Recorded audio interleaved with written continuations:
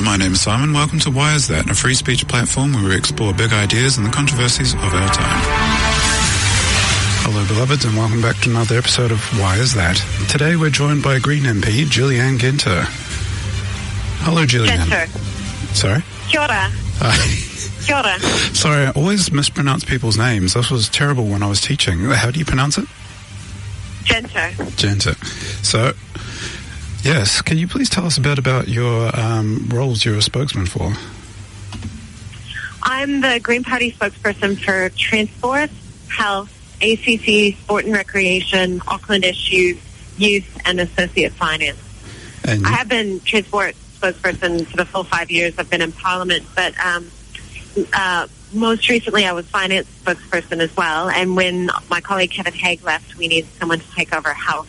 So that's when I picked up health and sport and recreation, ACC, Auckland issues, and they said I couldn't have health and finance, so I'm associate finance now. So just for listeners, we're going to talk a bit about the Green Movement and the Green Party, and a little bit at the end about the by-election. So, not too many Americans in the Parliament. I think I'm the only one at the moment. There have been a few MPs before who were born in the United States, although that was quite a long time ago. I think one of them was born in the U.S. to New Zealand parents and mainly grew up in New Zealand. And there was an American who came over around the time of the Civil War to New Zealand and ended up in Parliament. So were you involved in the Green Movement before you moved to New Zealand? In a way. I mean, the Green Party isn't as big in the United States, so there wasn't as much scope. I did always have a great interest both in politics, not in being a politician, but just in political issues, and I was really passionate about finding solutions to look after our environment better, to look after people better, and I was quite opposed to the U.S. approach on foreign policy. So I was basically a peace activist, an environmental activist, and a social justice activist at about the age of 12. And I didn't see in the two main parties in the United States, the Republicans and the Democrats, my values reflected. When I was 20 years old, I was temporarily staying with my parents back in Minnesota for a few months around the time of the general election that in the year 2000. And that was the first time I was introduced to the Green Party. There was a Green Party stall at the university I was attending, and I was invited up to a rally for Ralph Nader and Winona LaDuke, who were standing for president, vice president for the Green Party in the year 2000. And when I went to that rally, there were probably 10,000, maybe 15,000 people at this rally. It was enormous. And it was the first time in my life I felt surrounded by people who really shared my values and ideas for policy solutions to make the world a fairer, greener place. Okay. So that was my first introduction to the Greens. Most of the radio listeners are of all backgrounds, but the online listeners are more right of centre. So can you just explain to them what the Green Party politics are? The charter principles of every Green Party, so it's a global movement, and every Green Party in any country has to sign up to 4 charter principles. The first one is called ecological wisdom.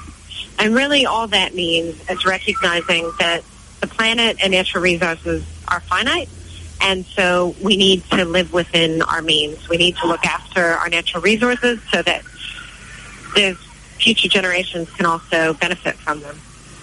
The second charter principle is social responsibility, and that's really just recognizing that because resources are finite, we need to actively ensure that all people born on this planet have access to a fair share of the resources. So every child has the same opportunities to live a good life, to be successful, to work hard and be rewarded for it. And the reality is, at the moment, not every child is born with equal access to the resources to live a good life. So there needs to be some active management of that to ensure that there's fair distribution of resources. The third principle is nonviolence. I think that's pretty self-explanatory.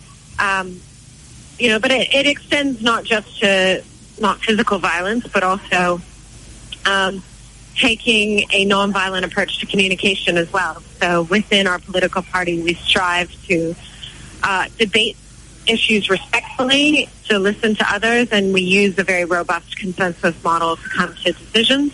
So it's not just one person at the top calling the shots. We try to incorporate everybody's view to the extent we can. It doesn't mean we all agree. We often don't agree. But we have a strong process for ensuring that people feel like they've been heard and they're part of the process. And the fourth principle is democracy. That's appropriate decision-making. It's basically saying that decisions should be made at the lowest level at which they affect people. So rather than having a top-heavy bureaucratic state, we actually want to devolve decision-making down so that the people who are most affected by the decisions are the ones who are making the decisions. Okay. And can you also explain what the relationship of green politics and socialism is? Is it one and the same, or is it there are differences? Or I think it's hard to talk about this because everybody has a different idea of what socialism means. If we go back to, say, let's talk about communism versus pure capitalism.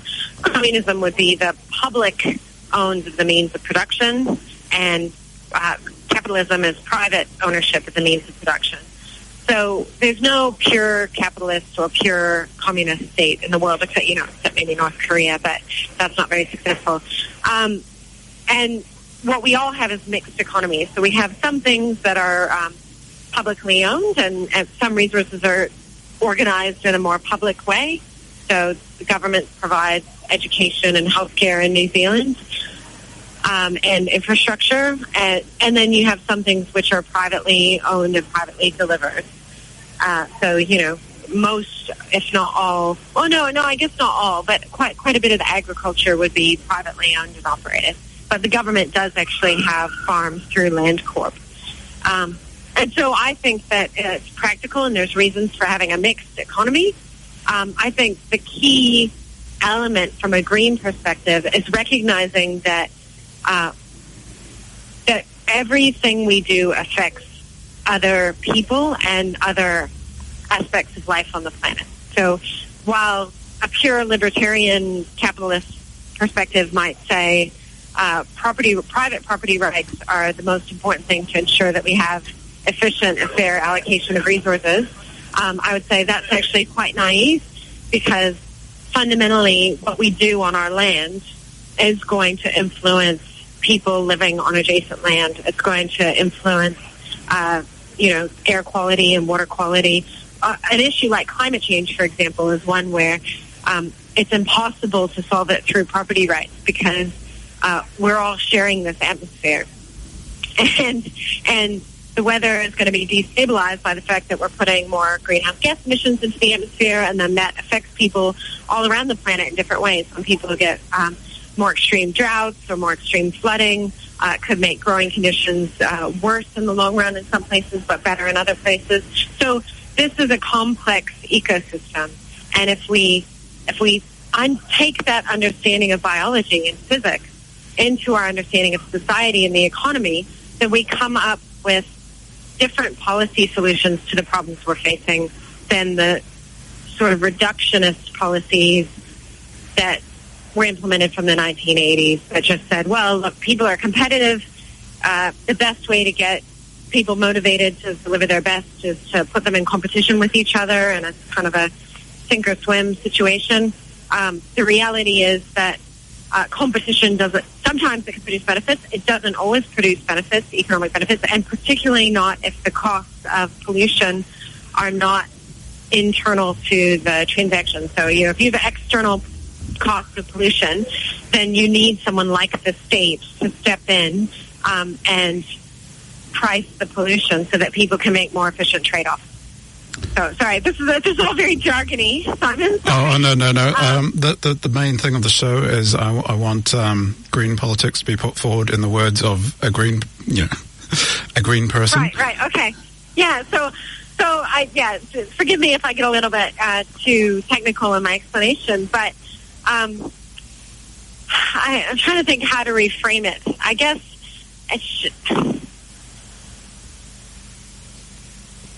we tend to interpret things in terms of the way they have been in the status quo. And any change from the status quo, people are like, well, why should we change?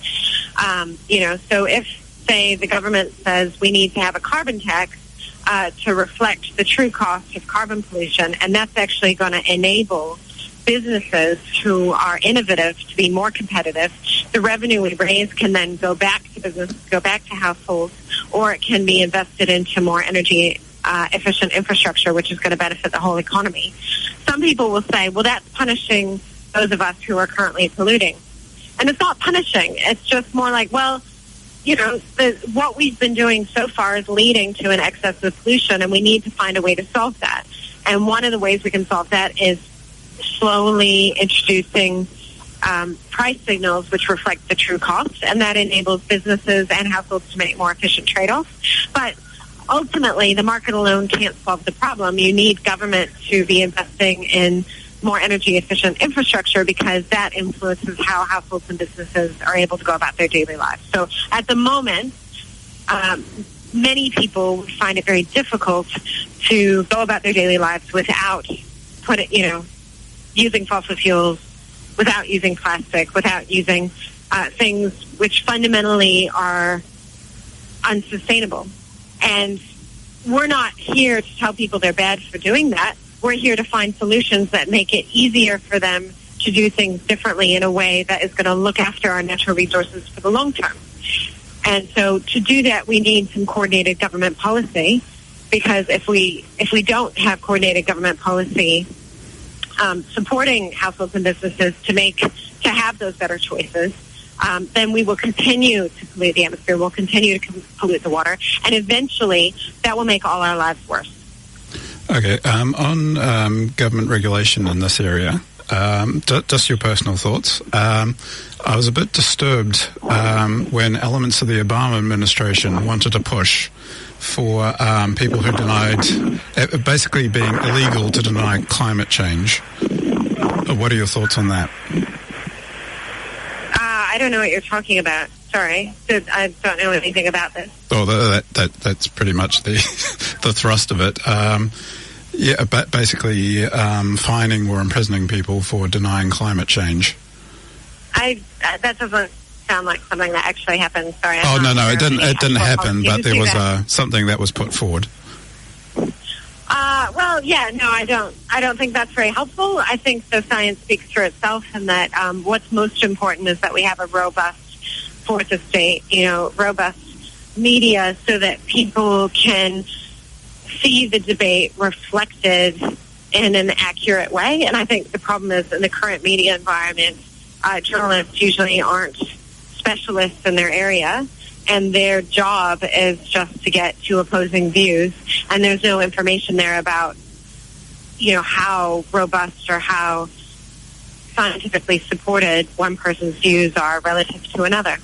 So when it comes to climate change, for example, you say, the science isn't settled. Science is an ongoing process. We're always trying to disprove our hypotheses, and we're building up a body of knowledge through a whole heap of different studies and different research, and things can change over time. But I guess if you went to a doctor, let's say you went to 100 doctors and 97 of them said, look, you really need to change your lifestyle and take this medication or you're going to die. And then there were 3 who said, oh, no, keep doing what you're doing. You're totally fine. What would you do? Who would you be more likely to believe? So 3 who are telling you don't have to change anything, or the 97 who are saying you're in serious danger of hurting yourself here. We need to make some changes, and you can save your life that way. And here I'm thinking that's a lot of doctors' bills. Yeah. I mean, you wouldn't have 97. Let's say 10. You had 10 doctors, and 7 were telling you, 9 of them were telling you you've got to change your lifestyle. There's another element to green politics which I should probably bring up, and that is the democratic aspect, because I feel like democracy in some ways is really under attack and in decline in Western countries at the moment. There is a perception that sometimes democracy is too messy, that it takes too much time, or that it's broken, and that it would be better if you just had, an expert at the top who could just make the hard calls and make the right decisions and do things the right way. But ultimately, that autocratic approach, in my opinion, has rarely been robust or successful in the long term. I think that although it takes a bit more time and it takes a bit more patience, we as humans actually make better decisions when there's information from more people involved in the debate. And it can be very frustrating because it can be quite a painful process to have to disagree with someone. I know many people find it painful, but that process of having this debate is really important for making good decisions. Oh, yes. I mean, I agree. I mean, we've seen, this is partially in the global rise of the right and things like Brexit and Trump. People felt like they haven't been heard. And there hasn't been a big thing in subsidiarity, issues being dealt with on the local level by the smallest unit. It's always a more centralised government approach where that doesn't recognise the local community's views, etc. It's what comes down from the capital, which is usually in a completely different region than where you are. Yeah, absolutely. And I think the irony, the kind of sad irony of the Brexit decision and even the vote for Trump is that many of the people who felt marginalized and alienated and who voted for Brexit or who voted for Trump won't actually benefit from those decisions in the end. I understand why they voted that way, and I understand they felt alienated and the current system wasn't serving them well. But I also don't think that was the right solution for their particular problem. Oh, I have to say I'll disagree, but we'll move on. In terms of the international Green movement, as I understand it, the New Zealand Green Party is probably one of the most successful branches of it. Is that correct? Yes, we are quite successful, and that's because we have MMP in New Zealand, and that's really good for smaller democratic parties like Green Party. The German Green Party has been very successful, and although they're currently not in government in Germany, and they only got about 8% at the last federal election, in some cities and states, they're the dominant party now. So the Greens in Baden-Württemberg, for example, went from 11%, which was the third largest party, 24% and having the prime ministership, to 30%, actually winning more votes than any other party in the state. And that's a state of 11 million people, so more than twice the size of New Zealand. They have green mayors in their largest cities, Stuttgart and Freiburg. And this is an economic powerhouse of Germany. I mean, it's an area that is got the second lowest unemployment rate, has a lot of horticulture, agriculture, viticulture, and manufacturing, very skilled manufacturing. So I think the German Greens, particularly in Baden-Württemberg, could be a real model for what the Green Party could achieve in New Zealand over time. It's just that Germany's had MMP for a much longer period of time than New Zealand, and so the German Greens worked their way up. They also have MMP at the local level, which meant it was possible for the Greens to become the dominant party on the councils. They also have, as you say, much more subsidiarity in Germany. I mean, a small town of, say, 200,000 people in Germany called Freiburg has something like 48 councillors, and most of them aren't full-time. But I think having more elected representatives who are part-time and paid for the meetings they attend means that it's easier for the population to feed their views and feel like they can easily access their local decision makers. I have noticed around the world the Greens do get in more in the local level, where of course they're talking about local issues, and where one of the criticisms of the US Green Party was, Jill Stein running for president, but of course not too much effort being put into getting into local body politics. I think that the U.S. Greens are quite different. And, even though I went to that Green Party rally in 2000, I probably wouldn't, I didn't vote for Jill Stein in the U.S. election. I think that because it's first past the post in the U.S., there's no real scope for third parties to emerge at the local level or at central government level, federal level, state level.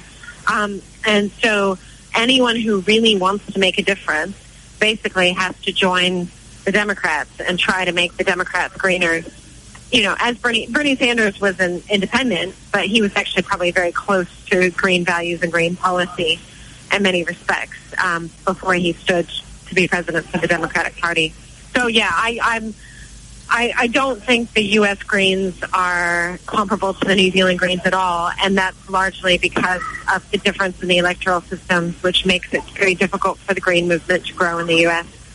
So on the local levels internationally, the Green movements do differ due to local mindsets. Is that what I understand? Well, I think it really has to do with the electoral system. Okay. And so if you have a proportional electoral system, green politics can flourish. If you don't have a proportional system, it can't really get anywhere.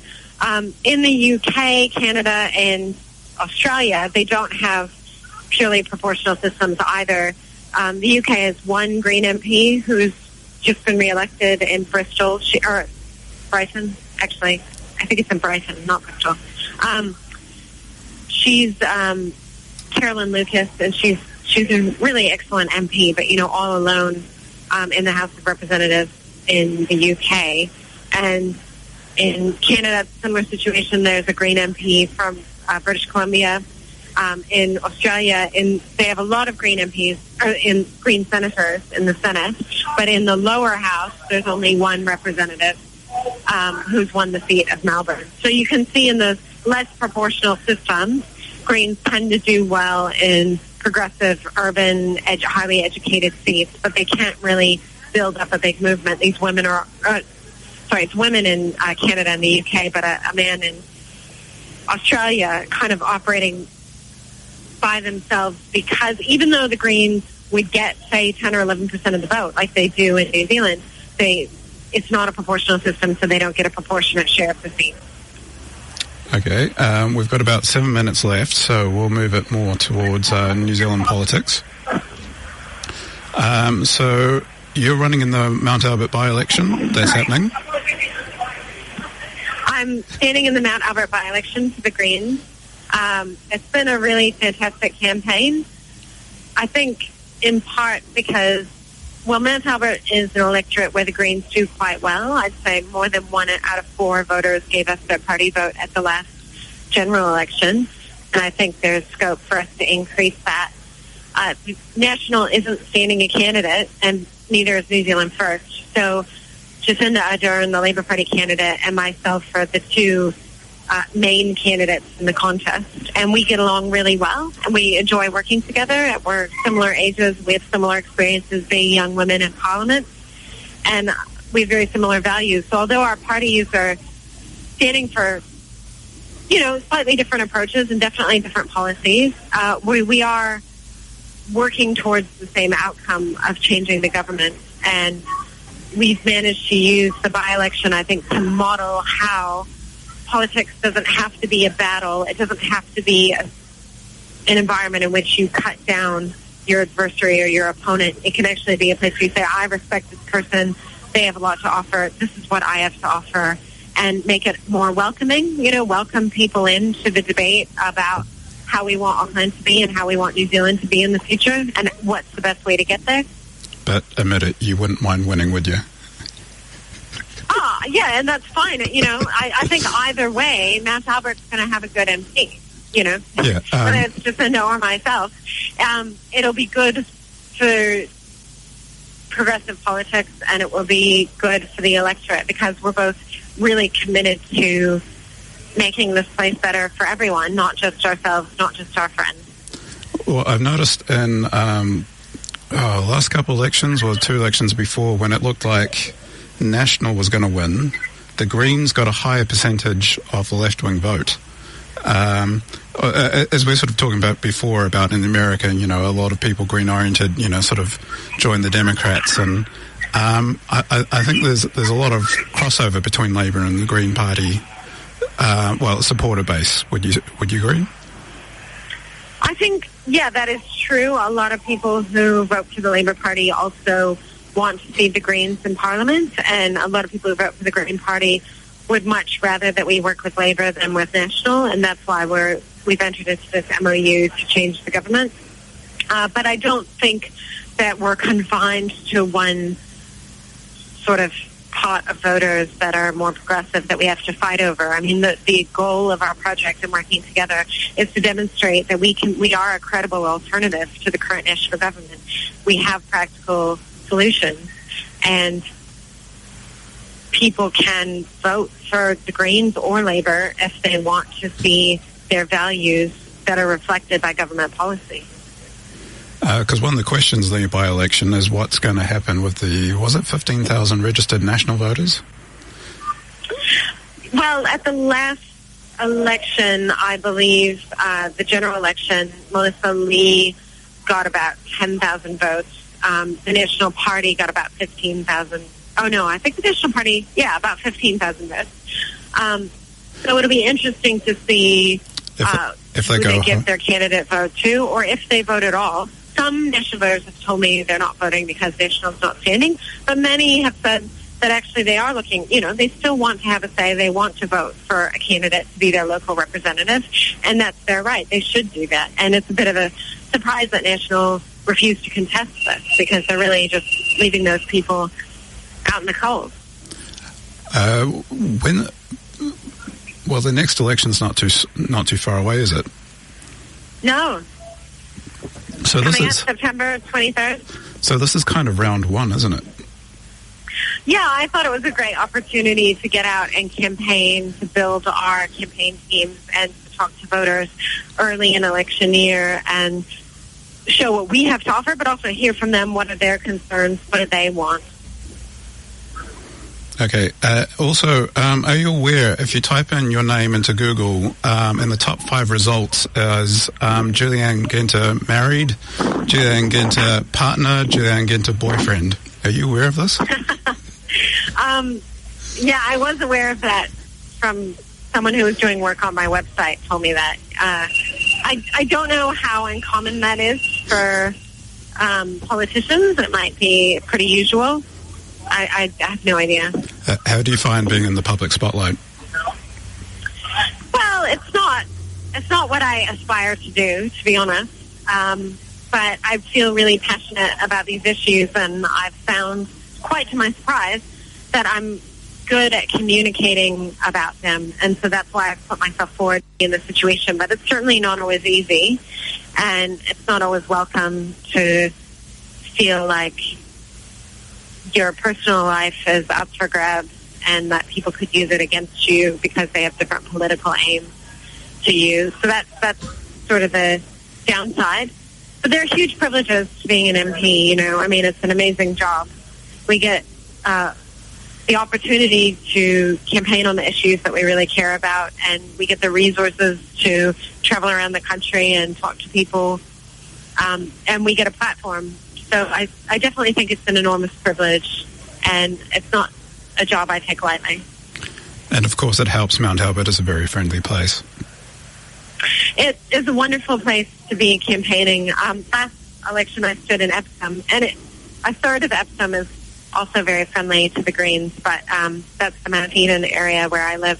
But the Riviera side was not quite as friendly to the Green Party, but I always welcome the debates, and I always want to talk to people who have different views than me. I find that's incredibly constructive. I personally am not in this to talk to people who only agree with me, because how are we going to learn or change or solve our problems if we don't talk to each other? Oh, I completely agree. And this is partially why I had you on the show today, which we're just about to wrap up. So thank you very much, Julianne Genter, for coming on the show. And don't forget, if you're in the Mount Albert electorate, to vote this weekend in the by-election. So much, Simon. Thanks so much. Have a wonderful day. Okay. And, of course, you can download the show and all the other excellent shows on Planet FM at planetaudio.org.nz.